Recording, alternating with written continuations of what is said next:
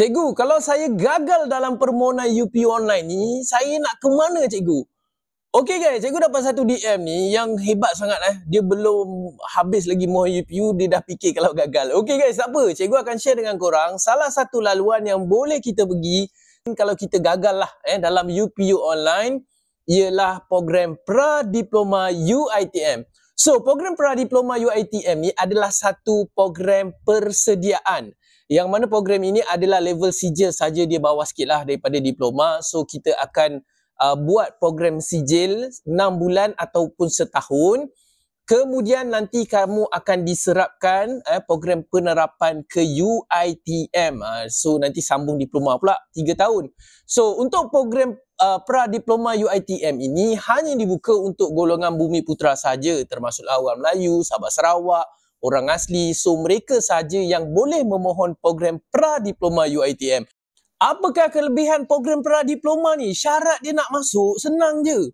Korang kena dapat 3 kepujian termasuk BM. Kepujian apa? C je. Kemudian korang kena lulus sejarah, lulus bahasa Inggeris dan juga lulus matematik. Tahun lepas ramai tanya cikgu, cikgu kalau saya gagal matematik boleh tak? Tak boleh lah, syarat dia nak lulus je. Okey dah tu. Okay. Lulus ni kita kena dapat E je.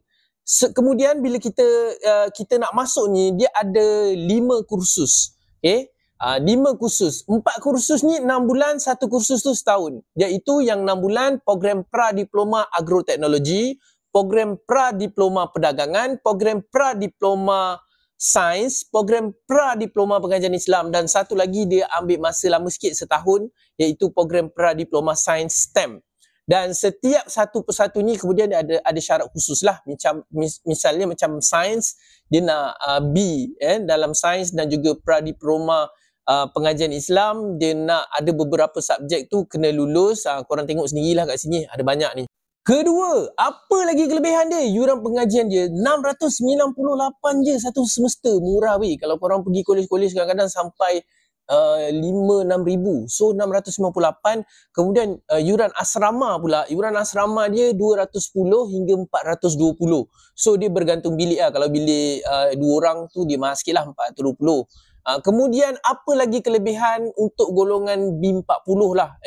Golongan dia adalah spesifik. Korang boleh dapat allowance 800 hingga 1700 dalam tempoh satu semester pengajian tu. Korang boleh dapat bantuan kewangan. Kita panggil sebagai allowance hari hidup, tapi dia bagi pada B40 saja. So ada lagi kelebihan dia untuk atlet, untuk OKU, untuk orang asli. So dia ada laluan khas lah untuk korang.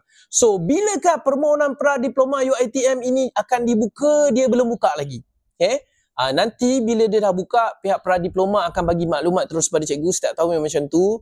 So apa yang korang kalau nak tahu lebih lanjut, jangan lupa tekan follow. Nanti cikgu akan cerita lagi berkenaan program Pra-Diploma.